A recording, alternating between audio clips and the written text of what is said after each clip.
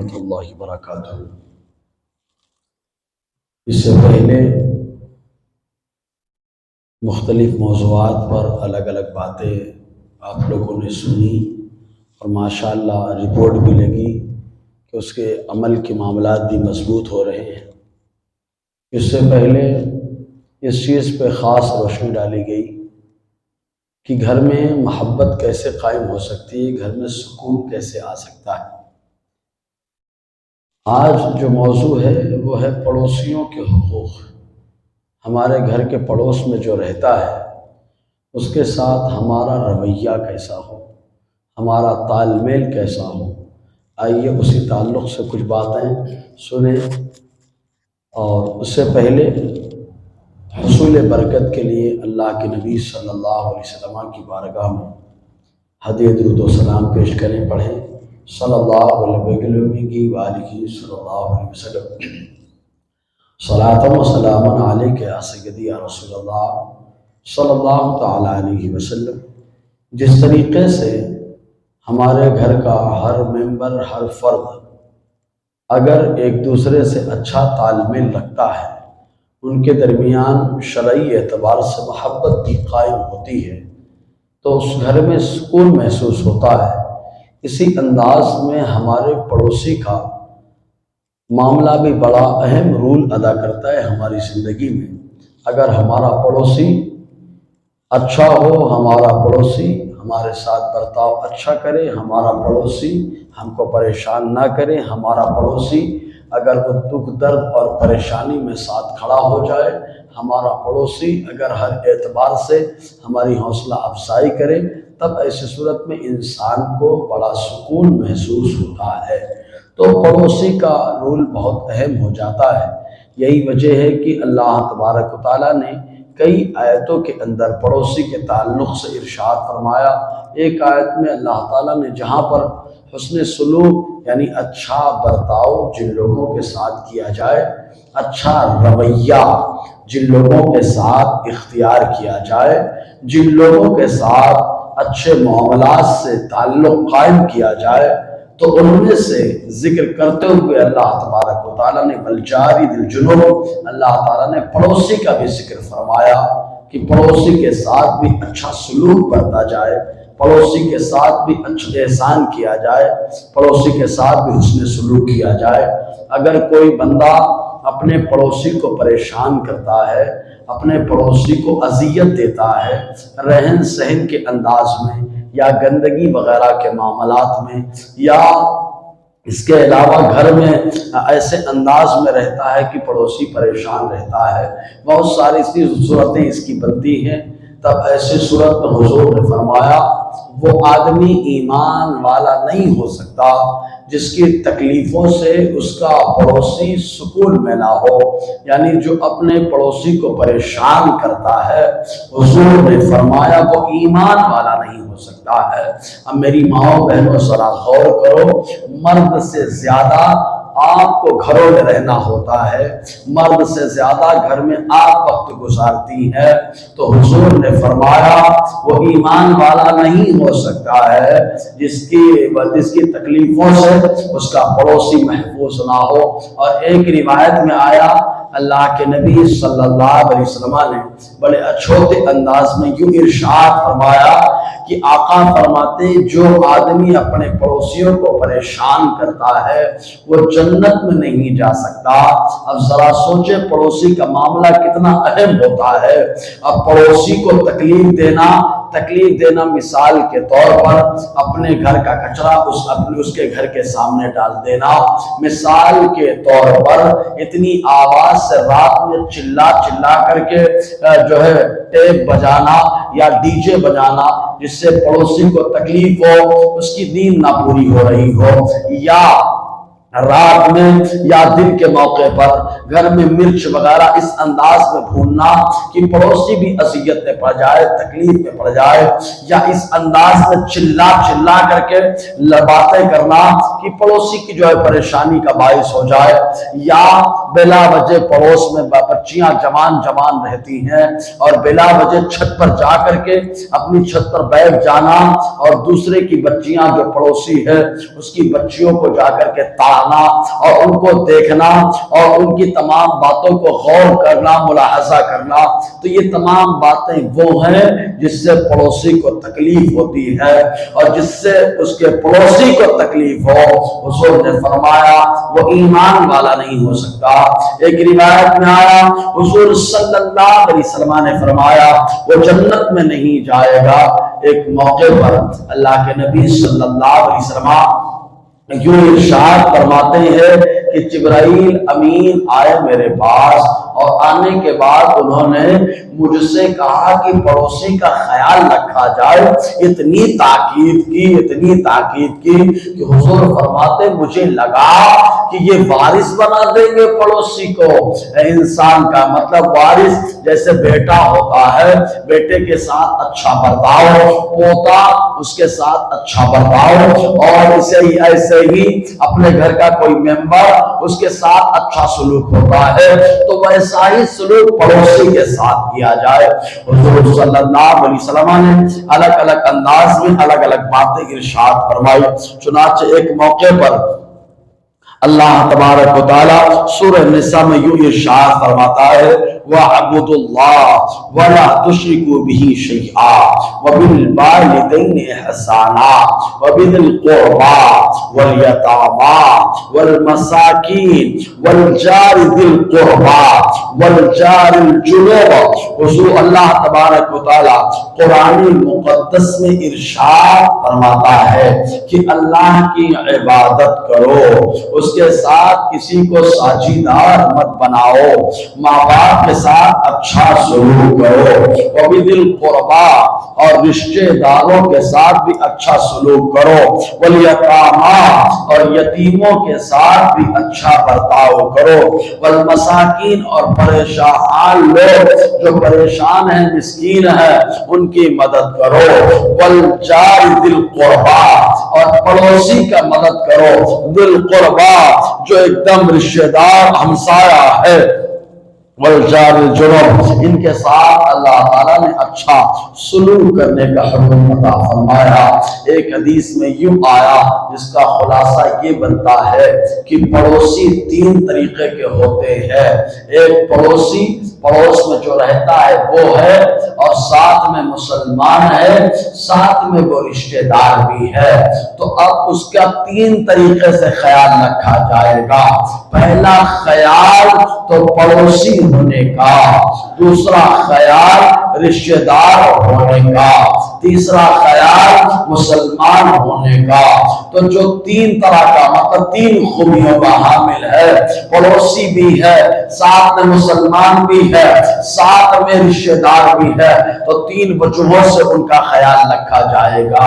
اور کبھی کبھی پڑوسی ایسا ہوتا ہے کہ خالی پڑوسی ہے اور مسلمان ہے، رشتہ دار نہیں ہے، تو دو چیزوں کا خیال کرنا ہے، پڑوسی ہے اس کا خیال کرنا ہے، مسلمان ہے اس کا خیال کرنا ہے۔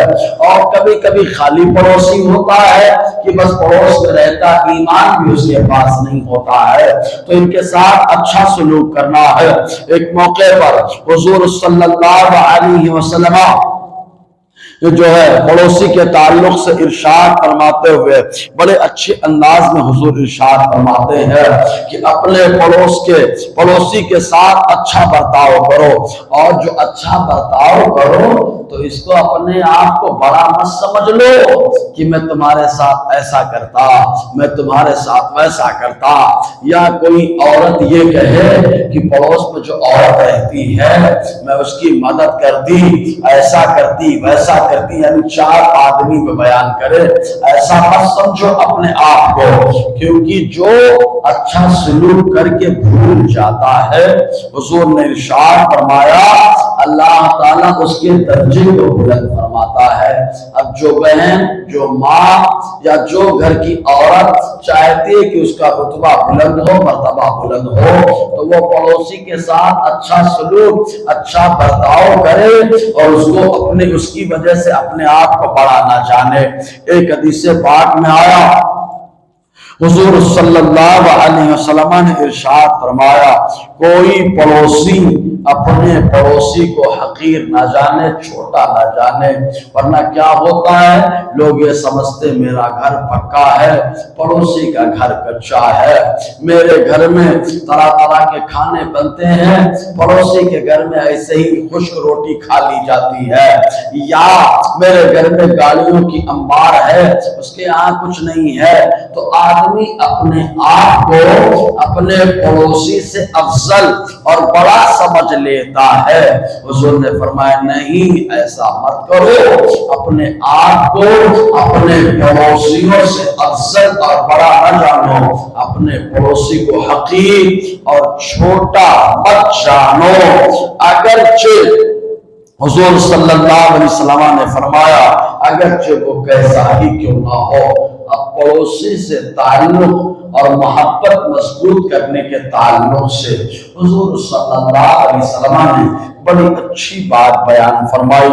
آقا علیہ السلام نے ارشاد فرمایا جس کا خلاصہ یہ بنتا ہے کہ پڑوسی کا حق یہ بھی ہے کہ اپنے گھر سے کبھی کبھی اس کے ساتھ جیسے اچھا سلوک کیا جائے ویسے کوئی تحفہ بھیج دیا جائے، گفٹ دے دیا جائے۔ کہا گفٹ کیا؟ تو کہا سویرے آپ ناشتہ بنائیں تو تھوڑا سا ناشتہ پڑوسی کو دے دیں، دوپہر میں آپ کا کھانا بنتا ہے ذرا سا نکال کر اس کو دے دیں، اور رات کا کھانا بنتا ہے ذرا سے نکال کے پڑوسی کو دے دیں۔ چنانچہ ایک موقع پر حضور صلی اللہ علیہ وسلم نے فرمایا جب تم شوربہ بناؤ، سالن بناؤ، رسہ بناؤ، حضور نے فرمایا تو اس کا شوربہ زیادہ کر لیا کرو، یعنی پانی ڈال کے زیادہ کر دو شوربہ اور رسہ، اور اپنے پڑوسی کا بھی خیال کیا کرو۔ مطلب پہلے آپ غور کرنا بڑی بوڑھی عورتیں کھانا بناتی تھیں تو پڑوس میں جو لوگ رہتے تھے تو وہاں پر یہ خوراک کھانا نکال کے پہنچا دیا کرتی تھی۔ اس کی وجہ یہی حدیث بات ہے کہ پڑوسی کے پڑوس کا حق ادا ہو جائے کہ آپ کے گھر میں کھانا اچھا بنا، آپ کے بچے جا کر کے بتائیں گے پڑوسی بیچارہ غریب اس کے یہاں اچھا نہیں بنا تو وہ دل اس کا چھوٹا ہو جائے گا۔ تو رسول اللہ صلی اللہ علیہ وسلم نے فرمایا اس کو سالن وغیرہ بھجوا دو جو تمہارے یہاں بنے۔ اور کبھی کبھی ایسا ہوتا ہے کہ اگر پڑوس میں کھانا بھیجو ایک خوراک تو پڑوس میں جو لوگ رہتے ہیں وہ بڑا حقیر جانتے ہیں، بڑا گرا ہوا کام سمجھتے ہیں، نہیں کھانے کا بلا بچے ہم کو دے دی، نہیں میری ماں و بہنوں آپ پہلے تو پڑوس میں دو، اور اگر پڑوس میں کوئی دے تو جس کو دیا جائے وہ منع نہ کرے، کیونکہ دینے کا حکم حضور نے دیا ہے، اللہ کے نبی نے دیا ہے۔ جب حکم اللہ کے نبی کا ہے تو آپ کیوں منع کر رہی ہیں؟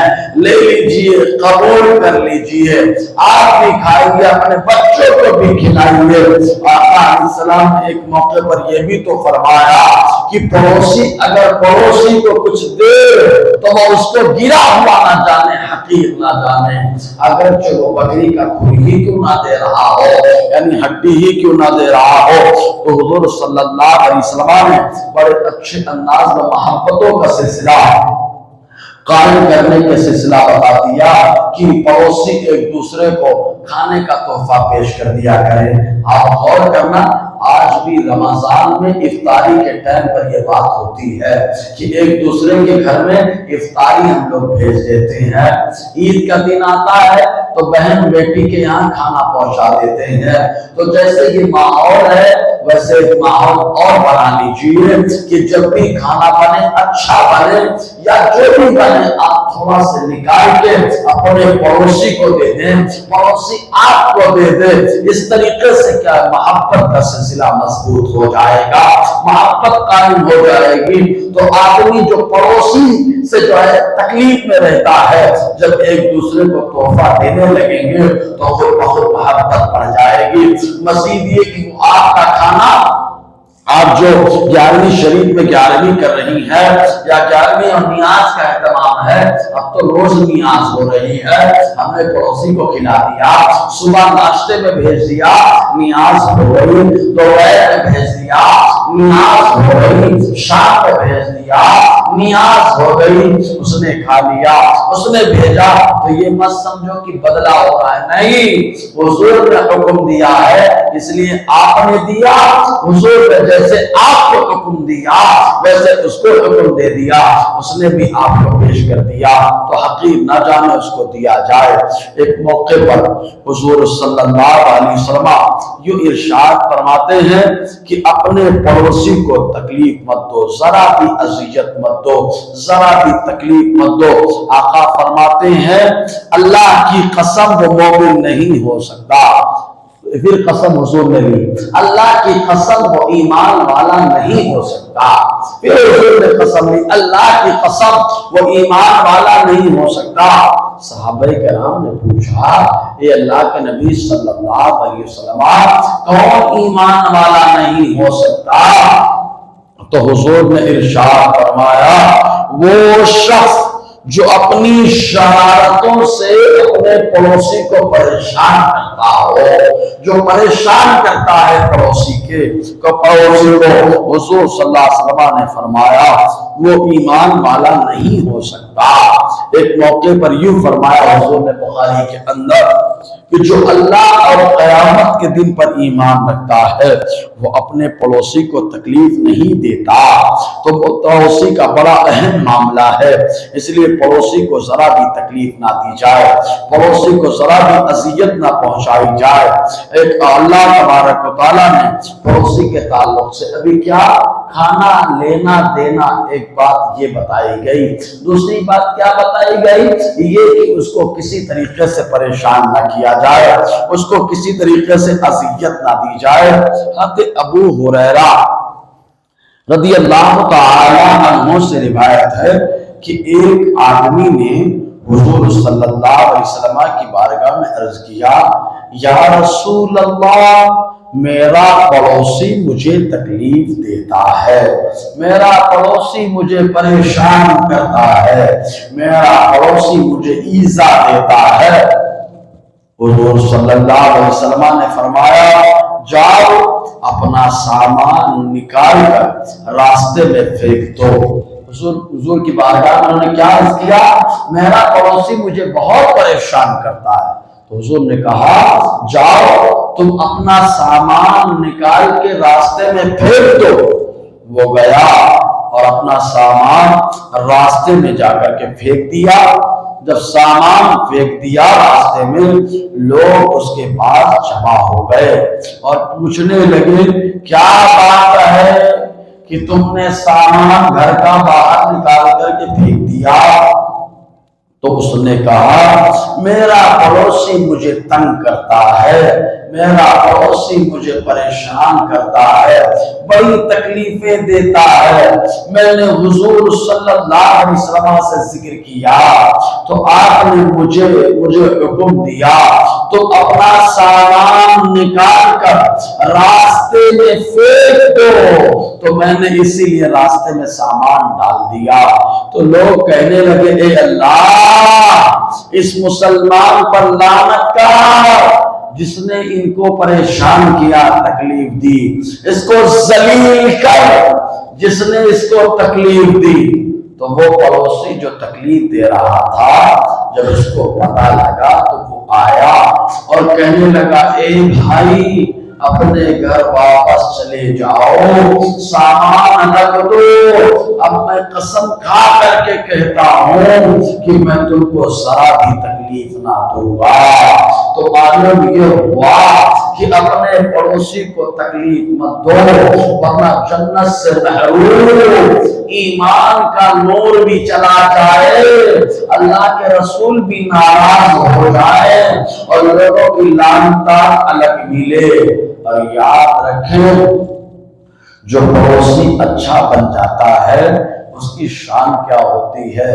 اچھا پڑوسی ہونا یہ رحمت کا ذریعہ ہے، اچھا پڑوسی ہونا یہ برکت کا کام ہے، اچھا پڑوسی یہ اللہ تعالیٰ اس کے ذریعے سے برکت عطا فرماتا ہے۔ خود حدیث پاک میں آیا، حضور صلی اللہ علیہ وسلم نے فرمایا 4 چیزیں نیک بختی کا سبب ہیں، 4 چیزیں اچھا نصیبہ ہونے کی برکت ہے، 4 چیزیں یہ گڈ لک ہونے کی دلیل ہے۔ نمبر 1، مرد کے لیے نیک بیوی، اس کے اپوزٹ میں یوں آئے، مرد کے لیے اچھی بیوی یہ خوش قسمتی کی نشانی ہے، ایسے ہی عورت کے لیے اچھا شوہر یہ بھی خوش نصیبی کی نشانی ہے۔ تو پہلی چیز نیک بیوی۔ نمبر 2، کشادہ گھر، یعنی اگر گھر بڑا مل گیا تو یہ بھی اللہ تعالیٰ کا کرم ہے۔ نمبر 3، نیک پڑوسی، اچھا پڑوسی۔ نمبر 4، اچھی سواری۔ پہلے چونکہ اونٹ، گھوڑا، خچر وغیرہ پہ سفر کرتے تھے، تو جو اچھی سواری ہے حضور نے فرمایا یہ بھی برکت کا ذریعہ ہے۔ تو آپ دیکھیں میری ماں و بہنوں، جو اچھا پڑوسی ہوتا ہے وہ خود برکت کا ذریعہ ہے۔ آپ دیکھو اگر آپ اچھی پڑوسن بن گئی، آپ اچھی پڑوسن بن گئی دوسروں کے لیے، تو اب آپ کا وجود بھی برکت کا ذریعہ ہے۔ آپ جہاں جائیں گی برکت آئے گی، آپ جہاں قدم رکھیں گی رحمت آئے گی، آپ جہاں قدم رکھ دیں گی پریشانیاں دور ہو جائے گی۔ تو اچھی پڑوسن بننے کی کوشش کریں۔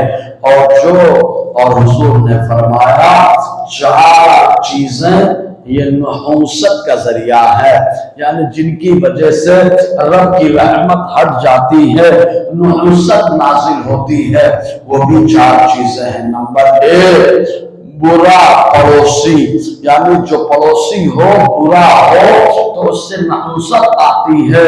ایسے ہی اے میری ماں و بہنوں، اگر آپ نے بری پڑوسن بننا اختیار کیا تو اب آپ کے گھر سے بھی برکت جائے گی، ساتھ میں آپ کے گھر میں نحوست بھی آئے گی۔ آپ جس کے گھر میں قدم رکھ دیں گی اس کے گھر سے بھی برکت چلی جائے گی، نحوست آئے گی۔ اس لیے اگر برکت چاہیے تو اچھی پڑوسن بننا پڑے گا، اگرچہ وہ کیسی خاطر کیوں نہ ہو، آپ اچھی پڑوسن بن جائیں۔ دیکھیں اللہ کیسی برکتیں عطا فرماتا ہے۔ اچھا پڑوس، برا پڑوسی جس کی وجہ سے نحوست آتی ہے۔ نمبر 2، بری عورت، یعنی جو عورت بری ہو جائے تو اس سے بھی نحوست آتی ہے۔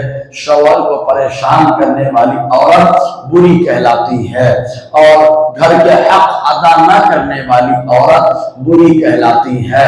ایسے ہی اپنے بچوں کی صحیح تربیت نہ کرے وہ عورت بری کہلاتی ہے، قرآن کی تلاوت نہ کرے وہ عورت بری کہلاتی ہے، جو نماز نہ پڑھے وہ عورت بری کہلاتی ہے، جو پردہ نہ کرے وہ عورت بری کہلاتی ہے، جو عورت اپنے بدن کو نہ چھپائے غیروں سے وہ بری کہلاتی ہے، جو عورت بلا وجہ گالیاں دیتی ہے وہ بری کہلاتی ہے، جو عورت زبان درازی کرتی ہے، کسی کو کچھ بھی بول دیتی ہے تو وہ بری کہلاتی ہے۔ اور جب عورت بری ہو جائے تو گھر سے رحمت چلی جاتی ہے، گھر سے برکت چلی جاتی ہے، اور جب گھر سے برکت جاتی ہے، رحمت آتی، رحمت چلی جاتی ہے تو نحوست آتی ہے۔ تو اے میری ماں و بہنوں، اچھی عورت بننے کی کوشش کرو، اچھی پڑوسن بننے کی کوشش کرو، تاکہ آپ جہاں قدم رکھ دے اللہ اس علاقے کو رحمت والا بنا دے، اس گھر کو رحمت والا بنا دے۔ اب ایسے ہی آگے بڑھیں، حضور نے فرمایا بری سواری یہ بھی منحوس ہے، اور ایسے تنگ گھر، چھوٹا گھر یہ نحوست کا ذریعہ کیسے ہے؟ آپ دیکھیں چھوٹا سا گھر ہو جاتا ہے، حضور نے فرمایا جب بچے 10 سال کے ہو جائیں ان کا بستر الگ کر دیا جائے۔ کیوں فرمایا؟ کیوں؟ اس لیے کہ امیاں بیوی خلوت میں ہے، اب کچھ بھی خلوت والی باتیں کر رہے ہیں، بچہ سمجھدار ہے تو وہ غلط چیزیں سیکھ لے گا۔ تو چھوٹا گھر ہوتا ہے، اب چھوٹے گھر میں کتنی بے شرمی ہو سکتی ہے، خاص طور سے رات کے وقت جب سوئیں گے، اس لیے چھوٹا گھر ملعوس قرار دیا گیا ہے، جس سے ملوثت آتی ہے، بگڑنے کے چانسز زیادہ ہو جاتے ہیں۔ ایسے ہی اب چونکہ اچھی پڑوسن بننا یہ بھی اہم چیز ہے۔ پھر دیکھیں تحفہ لینا دینا، یعنی کھانا بھیجنا، کھانا اور دوسرے پڑوسی کے گھر میں بھیجنا، یہ محبت کی نشانی ہے، پہلا حق ہے۔ دوسری چیز یہ ہے کہ پڑوسی کو تکلیف نہیں دینا، کسی بھی انداز میں تکلیف نہیں دینا ہے، بہت ساری چیزیں ہیں، تکلیف نہیں دینا۔ تیسری چیز کیا تھی؟ وہ یہ کہ اچھی پڑوسن بننے کی کوشش کرنا ہے۔ اور نمبر 4، حضور صلی اللہ علیہ وسلم نے فرمایا تم میں اللہ کے نزدیک دوستوں میں سے وہ سب سے بہتر دوست ہے جو اپنے دوست کے لیے بہتر ہو، اور پڑوسیوں میں وہ سب سے بہتر پڑوسی ہے جو اپنے پڑوسی کے حق میں اچھا ہو۔ تو اچھا پڑوسی بننا ہے، اچھا پڑوسی بننا ہے، کیونکہ جو اچھا پڑوسی ہوتا ہے وہی حضور صلی اللہ علیہ وسلم نے فرمایا بہترین پڑوسی ہے۔ ایک موقع پر ایک روایت اور آئی کہ حضور صلی اللہ علیہ وسلم نے ارشاد فرمایا اس شخص کو آقا علیہ السلام نے مومن قرار دیا جو اپنے ساتھ اپنے پڑوسی کے کھانے پینے کا بھی پورا خیال رکھے، خود کھائے پڑوسی کے بھی کھانے پینے کا خیال رکھے، کہ ایسا نہ ہو کہ خود کھا رہا ہے پڑوسی بھوکا ہے۔ آقا علیہ السلام فرماتے ہیں وہ آدمی مومن نہیں ہوتا جو خود تو سیر ہو جائے، یعنی خود پیٹ بھر کے کھا لے اور اس کا پڑوسی بھوکا رہے۔ تو جس کا پڑوسی بھوکا رہے آقا علیہ السلام نے فرمایا وہ مومن نہیں ہے۔ اور سب سے بڑی سزا ایک ایمان والے کے لیے یہ ہے کہ حضور کہتے وہ ایمان والا نہیں ہے۔ تو میری ماؤں بہنوں سوچو، مردوں کو تو کم معلوم پڑتا ہے کہ کس کے گھر میں کھانا ہے کس کے گھر میں نہیں ہے، لیکن آپ 24 گھنٹہ گھر کے اندر رہتی ہیں، آپ کو معلوم پڑ جاتا ہے کس کے یہاں کھانا ہے کس کے یہاں نہیں ہے۔ اگر نہ ہو تو مدد کرنے کی کوشش کرو، یہ مت سوچو اگر ہم اس کی مدد کریں گے اس کو کھلائیں گے ہم کو کیا ملے گا۔ تو میرا رب میرے رسول صلی اللہ علیہ وسلم فرماتے ہیں جو ایمان والا اپنے بھائی کی مدد کرتا ہے اللہ تعالیٰ اس کی مدد فرماتا ہے۔ تو آپ کھانا کھلائیں اور کھانا کھلائیں اس امید پر کہ کھانا ہم نے اس کو کھلایا ہے، میرا رب اس میں برکت دے کر مجھے اور عطا فرمائے گا، میرا رب اور کھلائے گا، میرا رب اور نعمتیں عطا فرمائے گا۔ ایسے ایک موقع پر ام المومنین ماں عائشہ صدیقہ رضی اللہ تعالی عنہا نے حضور کی بارگاہ میں عرض کیا یا رسول اللہ صلی اللہ علیہ وسلم میرے 2 پڑوسی ہیں، میں ان میں سے کس کے پاس تحفہ بھیجوں؟ حضور نے فرمایا جس کے گھر کا دروازہ تمہارے گھر سے زیادہ قریب ہے، جس کا دروازہ زیادہ قریب ہے وہ زیادہ سلوک اور اچھائی اور تحفے کا مستحق ہے۔ تو جس کا دروازہ قریب ہو اس کو پہلے تحفہ دیا جائے۔ اب یہاں پر ایک غیر کے ساتھ حضرت عبداللہ ابن عمر رضی اللہ تعالی عنہما کے یہاں ایک بکری ذبح کی گئی، تو انہوں نے اپنے گھر والوں سے فرمایا کیا تم نے میرے پڑوس میں جو یہودی رہتا ہے اس کو اس بکری کا گوشت بھیجا ہے یا نہیں بھیجا ہے؟ یعنی حضرت عبداللہ ابن عمر نے بکری ذبح کرائی، گوشت بوٹیاں بن گئی، اور ان کے پڑوس میں ایک یہودی رہتا تھا، تو انہوں نے اپنے گھر والوں سے پوچھا کہ کیا تم نے میرے پڑوسی جو یہودی ہے اس کو گوشت بھیجا کہ نہیں بھیجا؟ گھر والوں نے کہا نہیں۔ حضرت عبداللہ ابن عمر رضی اللہ تعالی عنہما نے فرمایا اس میں سے کچھ گوشت بطور تحفہ ہدیہ بیچ دو، کہ میں نے حضور صلی اللہ علیہ وسلم کو فرماتے سنا جبرائیل امین علیہ السلام مجھے پڑوسی کے ساتھ اچھا سلوک کرنے کی اتنی تاکید کرتے رہے، مجھے خیال ہوا کہ وہ اس کو ورثہ کا حصے دار بنا دیں گے۔ تو معلوم یہ ہوا کہ جانور وغیرہ ذبح کیا گیا تو یہ گوشت بھی صحابہ کرام اور حضور صلی اللہ علیہ وسلم بھجوانا پسند کیا کرتے تھے۔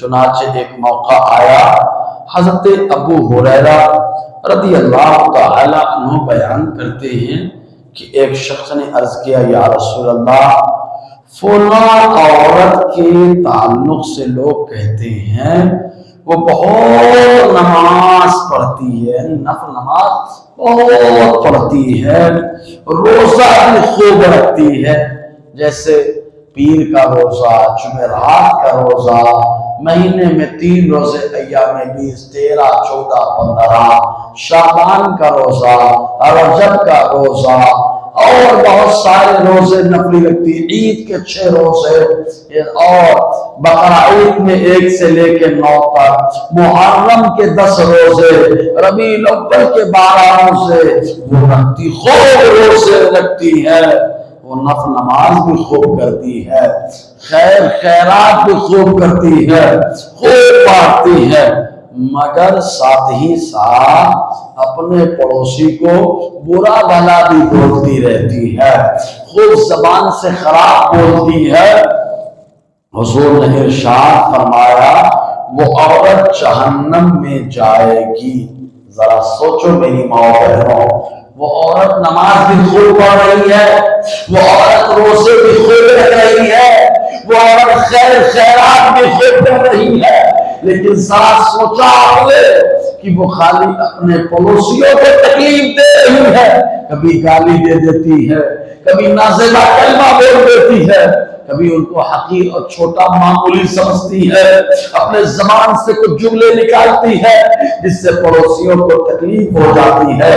تو اللہ کے نبی صلی اللہ علیہ وسلم نے اس کے بارے میں فرمایا وہ جہنم میں جائے گی، وہ جہنم میں جائے گی، وہ جہنم میں جائے گی۔ نماز، روزہ، خیر خیرات اگرچہ افضل عبادات ہیں، مگر اس تکلیف کی بدل اس کو تکلیف دے رہی ہے، اس کا بدلہ نہیں ہو سکتا ہے۔ لہٰذا میری ماں بہنوں، پڑوسیوں کو تکلیف دینا گناہ کبیرہ ہے۔ آپ پڑوسن کو جو ہے تکلیف مت دیں، نہ پڑوسی مردوں کو تکلیف دے نہ عورتوں کو تکلیف دے، اپنے اندر تبدیلی لانے کی کوشش کریں، کیونکہ قیامت کے دن سب سے پہلے ان دو پڑوسیوں کی اللہ کی بارگاہ میں پیشی ہوگی جنہوں نے دنیا میں ایک دوسرے کے حق کو مارا ہوگا۔ اللہ اور ارشاد چنانچہ حضور صلی اللہ علیہ وسلم نے ارشاد فرمایا قیامت کے دن یہ دونوں جو ایک دوسرے کے حق کو مار کر کے پہنچے ہیں، اللہ تبارک و تعالیٰ کے سامنے جب جائیں گے تو آپس میں وہاں بھی جھگڑا کر رہے ہوں گے۔ ذرا سوچیں آپ، سب سے پہلے معاملہ ان دونوں پڑوسیوں کا جو دنیا میں جھگڑا کر رہے تھے، آخرت میں بھی ان کے ساتھ وہی معاملہ ہے۔ حضرت عبداللہ ابن مسعود رضی اللہ تعالی عنہ بیان فرماتے ایک شخص نے آپ کی خدمت میں عرض کیا یا رسول اللہ مجھے اپنے برے عمل کا علم کیسے ہو سکتا ہے؟ یعنی کیسے پتہ لگاؤں کہ میں برا کام کر رہا ہوں، کیسے پتہ لگاؤں کہ میرا کام اچھا نہیں ہے، میں جو بھی کرتا ہوں برا ہے، جو بھی کرتا ہوں خراب ہے۔ تو میری ماں و بہنوں، آپ کو پتہ لگانا ہے آپ نے جو اب تک نمازیں پڑھی ہیں، روزے رکھے ہیں، یہ سب کام اللہ کی بارگاہ میں قبول ہوا کہ نہیں قبول ہوا، اس کا پتہ لگانا ہے تو انداز یہ رکھنا پڑے گا۔ عبداللہ ابن مسعود نے جب پوچھا تو حضور نے فرمایا جب تو اپنے پڑوسیوں کو یہ کہتا ہوا سنے کہ تو نے اچھا کیا، تو نے اچھا کیا، تو نے اچھا کیا، تو جان لے کہ تو نے ایک اچھا کیا، اور جب انہیں یہ کہتا ہوا سنے کہ تو نے برا کیا ہے تو سمجھ لے بے شک میں نے برا کیا ہے۔ مطلب اب جو اعمال آپ کر رہے ہیں تو آپ کا پڑوسی کیا کہتا ہے، اچھا پڑوسی اگر تعریف کرتا ہے مطلب آپ نے اچھا کام کیا، پڑوسی اگر برا بولتا ہے کہ برا کیا تو مطلب برا کام کیا۔ اور آپ نے اب تک جو نیکیاں کی ہیں، نماز، روزہ، ان تمام کی جو پابندی کی ہے، اگر پتہ لگانا ہو کہ یہ قبول ہوئے کہ نہیں قبول ہوئے تو آپ یہ دیکھ لیں کہ آپ کا رہن سہن کا انداز کیسا ہے۔ اگر آپ کا رہن سہن کا انداز دوسروں کو تکلیف نہیں دے رہا ہے تو سمجھ لیں کہ اللہ کی بارگاہ میں آپ کی نیکیاں قبول ہو رہی ہیں، آپ کے روزے قبول ہو رہے ہیں، آپ کی نمازیں قبول ہو رہی ہیں۔ تو جیسے پڑوسی کا معاملہ یہ ہے، پہلی چیز کیا، تحفہ لینا دینا ہے کھانے وغیرہ کے ذریعے سے، دوسری چیز اس کو تکلیف نہیں دینا ہے، تیسری چیز گھر میں کچھ بھی ہو اس کو پہنچا دیا جائے۔ ایسے ہی پڑوسی، ایک حدیث پاک میں آیا حضور صلی اللہ علیہ وسلم نے فرمایا اگر پڑوسی بیمار پڑ جائے تو اس کو دیکھنے جایا کرو، اس کی عیادت کے لیے جایا کرو۔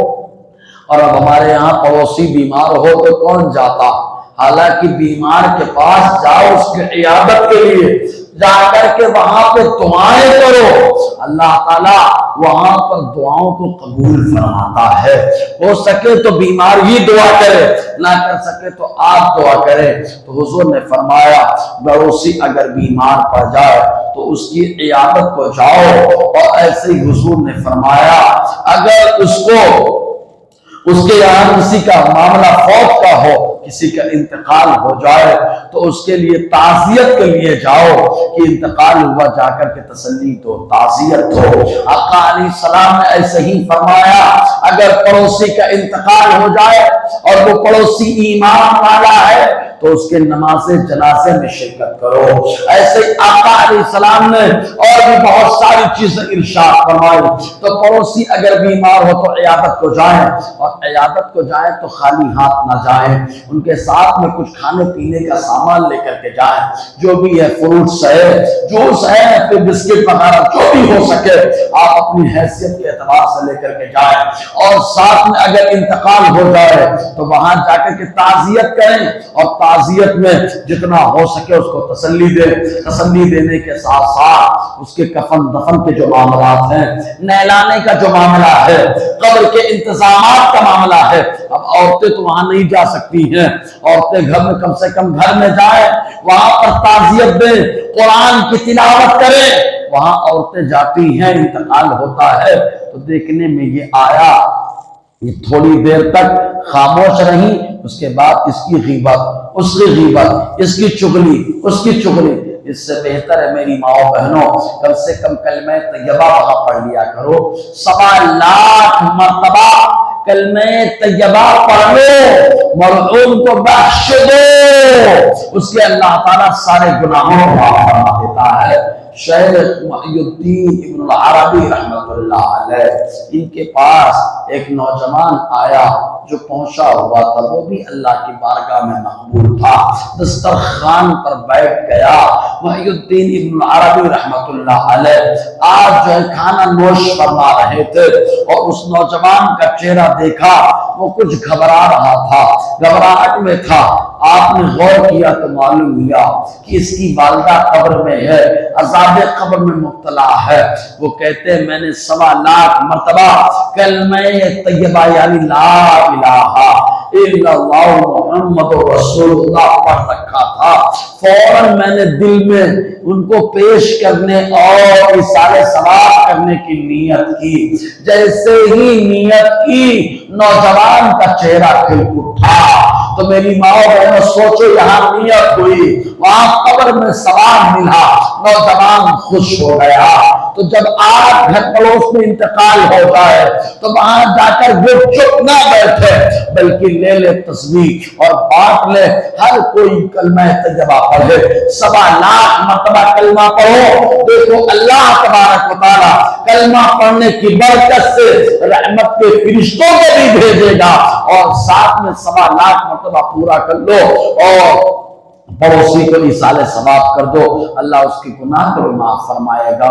اچھا یہ ماحول آج بنانا پڑے گا، اگر آپ آج بنا لیں گی تو آپ کا بھی انتقال ہوگا۔ یہ مت سوچیں کہ پوری زندگی آپ یہیں بیٹھی رہیں گی، نہیں، آج اس کا انتقال ہوا ہے، کل ہمارا نمبر آنے والا ہے، اس لیے ماحول بنانا پڑے گا۔ گھر میں جائیے 1.25 لاکھ مرتبہ کلمہ طیبہ کا ماحول آپ کو بنانا پڑے گا۔ تو حضور نے فرمایا بیمار پڑے تو عیادت کرنے جاؤ، اور انتقال ہو جائے تو جنازے میں مطلب جنازے کے معاملات میں شریک ہو جاؤ۔ اگر وہ ایمان والا ہے تب، اور اگر ایمان والا نہیں ہے تو اس سے بچنے کا حکم دیا گیا۔ ایسے ہی اللہ کے نبی صلی اللہ علیہ وسلم نے پڑوسیوں کے تعلق سے حقوق بہت سارے بتائے، لیکن خلاصے کے طور پر چند باتیں پیش کرتا ہوں، جیسے یہ کہ اگر پڑوسی کو مال کی ضرورت ہو، وہ مالی مدد مانگتا ہے تو مالی مدد مانگے تو مدد کرو۔ آپ کا پڑوسی ہے، جس انداز میں جتنا بن سکے آپ اس کے مالی تعاون کرو، مالی مدد کرو، کیونکہ پڑوسی کی تکلیف کو دور کرنا در حقیقت اللہ کو خوش کرنا ہے، رسول اللہ کو خوش کرنا ہے، تو مالی مدد اس کی کرو۔ اور کبھی کبھی ایسا ہوتا ہے مال سے زیادہ آدمی کو کھانے کی ضرورت ہوتی ہے، آدمی کو جو ہے گھریلو معاملات حل کرنے کی ضرورت ہوتی ہے، تو مالی تعاون کے ساتھ ساتھ جو ہے گھر کے معاملات کو بھی دیکھا جائے، گھر کے معاملات کو بھی حل کرنے کی کوشش کی جائے۔ ایسے ہی حضور صلی اللہ علیہ وسلم نے اور بہت ساری باتیں ارشاد فرمائی ہیں اللہ کے نبی صلی اللہ علیہ وسلم نے۔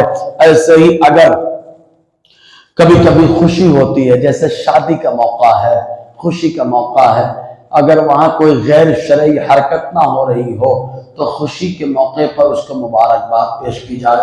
شادی ہو رہی ہے، مبارکبادی پیش کرنے کے لیے جائیے آپ، اور ان کی خوشی میں شامل ہو جائے۔ اور اس کے ساتھ ساتھ کبھی کبھی کیا ہے، پڑوسی کو دوسری خوشی، اس کے گھر میں بچے کی ولادت ہوئی، مبارکبادی پیش کرنے کے لیے جائیں آپ۔ اس کے یہاں اس کے شوہر کی نوکری لگ گئی، اس کی مبارکبادی اس کی اہلیہ کو دیں، کیونکہ آپ عورت ہیں، عورت اجنبی مرد کو مبارکبادی پیش کرے گی تو فتنے کا دروازہ کھل سکتا ہے، تو آپ اس کی اہلیہ کو مبارکبادی پیش کریں کہ آپ کو مبارک ہو، آپ کے شوہر کو اللہ نے بہترین نوکری عطا فرما دی، بہترین کاروبار عطا فرما دیا، تو خوشی کے موقع پر شامل ہو جائے، اس کی خوشی دوبالا ہو جائے گی۔ عید کا موقع ہے، خوشی بانٹنے کے لیے مبارکبادی پیش کرنے کے لیے جائیں۔ ایسے ہی ہر خوشی پر، چاہے وہ کیسی خوشی ہو، لیکن یہ خیال رکھیں کہ وہاں ناجائز حرکتیں نہ ہو رہی ہوں۔ جیسے آج کے دور میں ہلدی کے نام پر ناچ گانا ہو رہا ہے، پھر ہم سوچیں وہاں پر جائیں مبارکبادی پیش کرنے کے لیے، نہیں، قطار مت جائیے، پھر وہاں سے بھاگنے اور وہاں سے جانے کا حکم ہے۔ ایسی جگہ نہ جائیں بہتر ہے، اور اگر وہاں پر موجود ہے یہ سب حرکتیں ہو رہی ہوں تو وہاں سے ہٹ جایا جائے۔ تو جو خوشی کا موقع ہے تو خوشی پر مبارکبادی پیش کی جائے۔ ایسے ہی اگر کوئی غم کا معاملہ آ جائے، کسی کا مطلب پریشانی کا، کوئی بھی کاروباری پریشانی ہے یا جو بھی معاملات ہیں، جو بھی پریشانی ہے، ان تمام پریشانیوں میں جو ہے ان کو جا کر کے اظہار غم کیا جائے، حوصلہ افزائی کی جائے، اور ان کی ہمت کو بڑھایا جائے، اور ان کے جو ہے جذبات کو مضبوط کیا جائے، اور ان کو بتایا جائے کہ اللہ تبارک و تعالیٰ جب کسی کو محبوب رکھتا ہے تب وہ آزمائش کے دروازے کھولتا ہے۔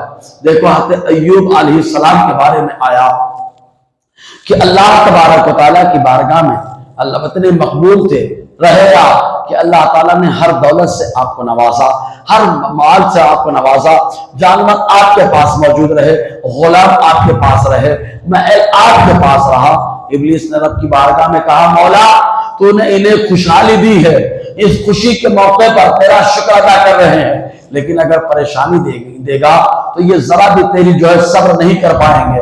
اللہ تعالیٰ نے فرمایا میرا بندہ ہے، صبر کرے گا، پھر بھی آزمائش میں اللہ تعالیٰ نے ڈالا، محل برباد، کھیتی باڑی ختم، جانور ختم، اولاد ختم، بدن میں عجب قسم کی اللہ نے بھی آزمائش کے طور پر ایک بیماری رکھی جس کی وجہ سے کئی سال پریشانی میں رہے، حتیٰ کہ آپ کی اہلیہ محترمہ جن کا نام بی بی رحمت ہے، انہوں نے کہا آپ اللہ کے اتنے مقبول بنتے ہیں، دعا کیوں نہیں کرتے ہو؟ تو حضرت ایوب علیہ السلام نے فرمایا بی بی یہ بتا کہ اللہ تعالیٰ نے ہم کو کتنے سال خوش رکھا؟